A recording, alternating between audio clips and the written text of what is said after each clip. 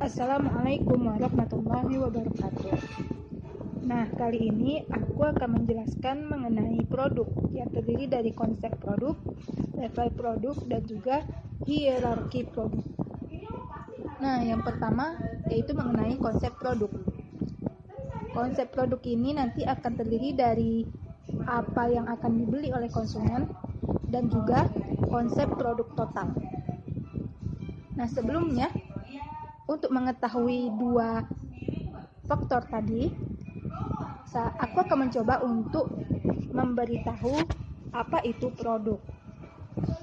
Produk itu merupakan semua yang dapat ditawarkan oleh perusahaan atau produsen yang bertujuan untuk diperhatikan, diminta, dicari, dibeli, digunakan ataupun dikonsumsi oleh konsumen yang untuk memenuhi kebutuhan dan keinginan konsumen tersebut. Selain itu, produk ini juga merupakan suatu pemahaman subjektif seseorang atas sesuatu hal yang dapat ditawarkan dan bertujuan untuk memenuhi tujuan suatu organisasi atau perusahaan yang sesuai dengan kompetensi atau pengetahuan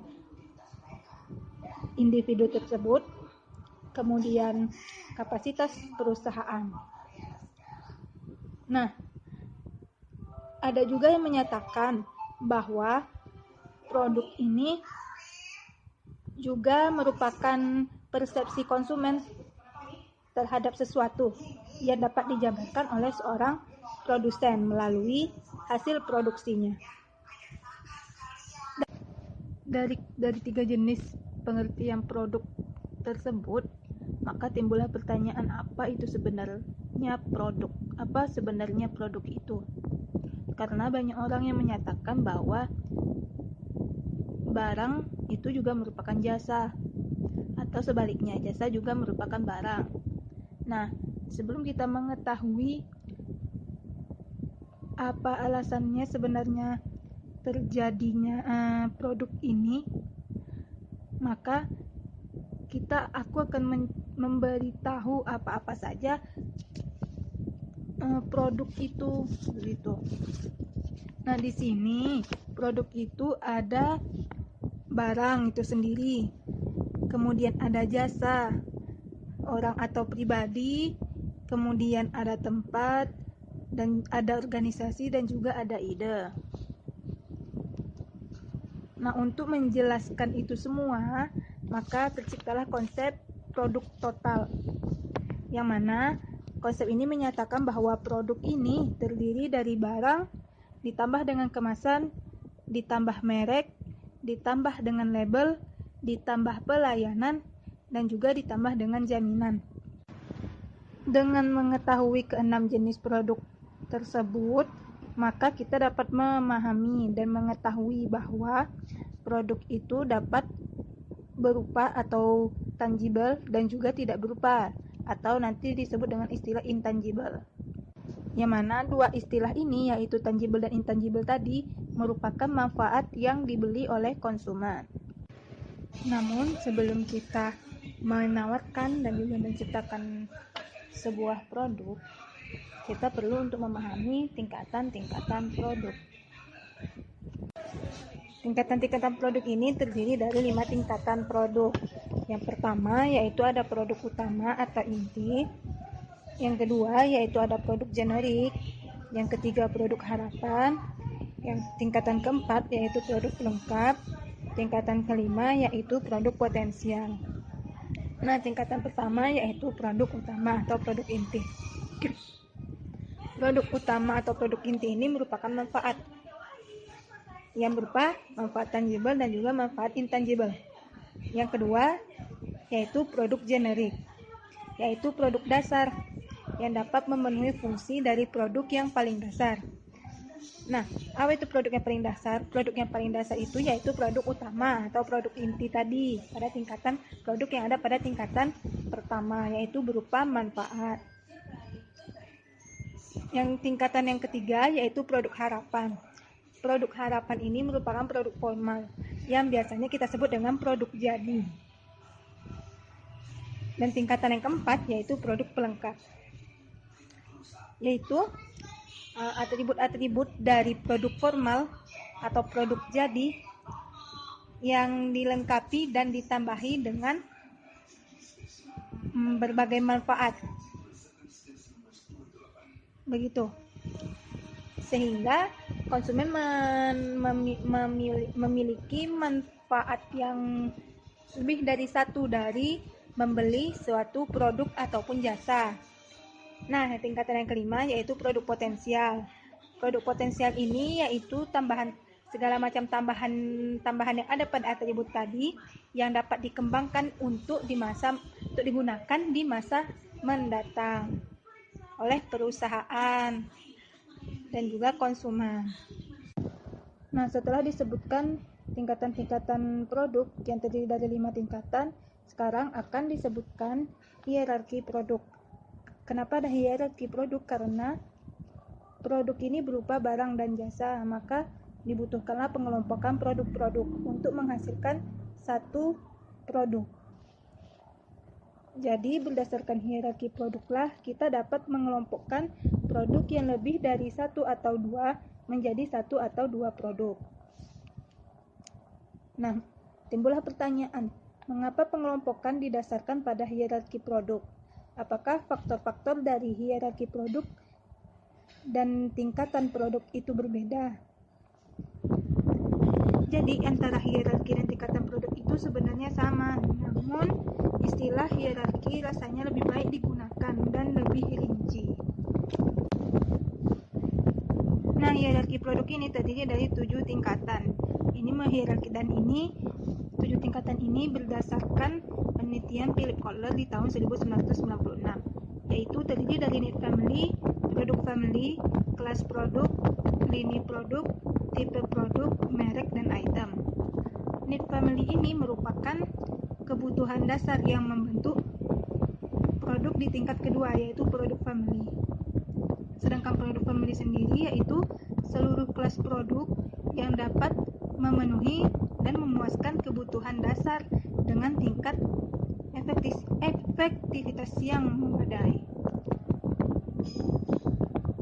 Nah, yang tingkatan yang ketiga yaitu kelas produk. Apakah itu kelas produk? Kelas produk ini merupakan kumpulan produk pada produk tingkatan kedua yaitu produk family yang dianggap memiliki hubungan fungsional tertentu seperti hubungan fungsional finansial. Dan tingkatan yang keempat yaitu lini produk, merupakan kumpulan produk-produk yang ada pada kelas produk yaitu tingkatan pertama yang memiliki hubungan erat, di mana hubungan erat ini dapat tercipta dari adanya kesamaan antara fungsi, kemudian kelompok pasar, saluran distribusi, dan juga harganya yang sama. Sedangkan tingkatan yang kelima yaitu ada tipe produk, merupakan item-item dalam suatu lini produk yang tingkatan keempat yang memiliki bentuk tertentu dari sekian banyak kemungkinan bentuk produk. Dan tingkatan yang keenam yaitu merek, merupakan nama yang dapat dihubungkan dengan satu atau lebih item pada lini produk tadi yang digunakan untuk mengidentifikasikan atau menggambarkan sumber atau karakter item tersebut. Dan tingkatan ketujuh merupakan item itu sendiri, merupakan unit khusus dalam suatu merek atau lini produk yang dapat dibedakan berdasarkan ukuran, harga, penampilan, atau atribut-atribut lainnya. Jadi item ini merupakan produk yang dapat ada pada lini produk ataupun merek. Dengan demikian, dengan adanya hierarki produk ini, produk-produk yang sudah ada dan diproduksi dapat dikelompokkan dengan jelas, sehingga dapat diketahui bahwa satu produk berkaitan dengan produk lainnya melalui pengelompokan tersebut. Dengan demikian, dengan adanya hierarki produk ini, produk-produk yang sudah ada dan diproduksi dapat dikelompokkan dengan jelas, sehingga dapat diketahui bahwa satu produk berkaitan dengan produk lainnya melalui pengelompokan tersebut.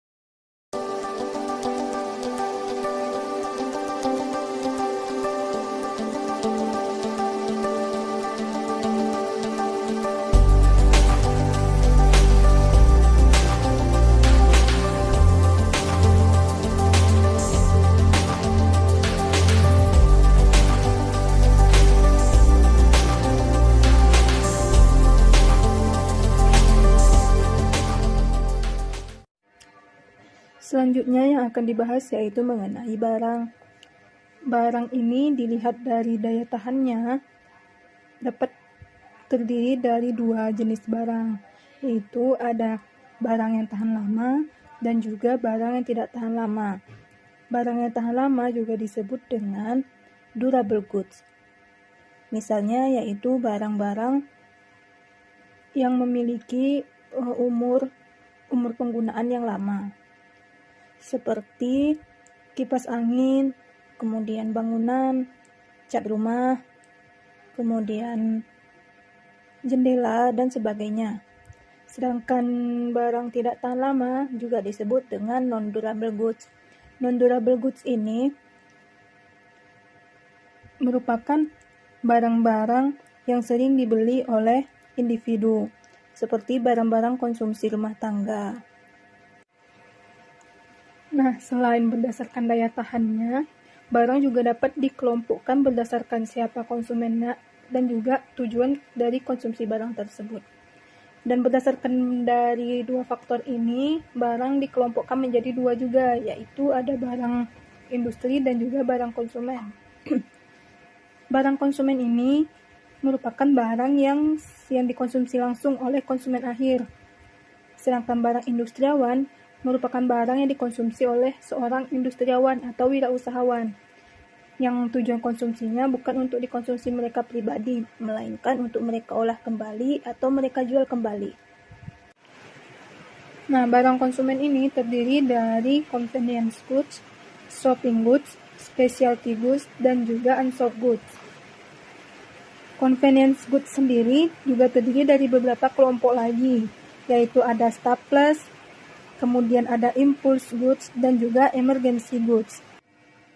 Sedangkan shopping goods itu terdiri dari dua jenis kelompok, yaitu ada homogeneous shopping goods dan juga heterogeneous shopping goods. Dan jenis produk yang ketiga yaitu specialty goods itu tidak memiliki kategori-kategori kelompok lagi. Dan jenis kategori yang keempat yaitu unsold goods. Dan unsold goods ini juga memiliki dua kategori kelompok, yaitu regularly unsold products dan juga new unsold products. Selanjutnya yaitu setelah pemaparan kelompok-kelompok dari barang konsumen, sekarang akan disebutkan kelompok-kelompok dari barang industri. Barang industri ini memiliki tiga kelompok, yaitu ada materials and parts, yang kedua capital items, dan yang ketiga yaitu supplies and service. Yang pertama yaitu materials and parts. Kelompok materials and parts ini dikelompokkan lagi menjadi dua kelompok, yaitu ada bahan baku serta bahan jadi dan suku cadang. Sedangkan kelompok capital items juga dikelompokkan lagi menjadi dua kelompok, yaitu instalasi, dan juga peralatan tambahan. Begitu juga dengan kelompok yang ketiga, yaitu suppliers and service. Dikelompokkan lagi menjadi dua kelompok, yaitu suppliers dan business service.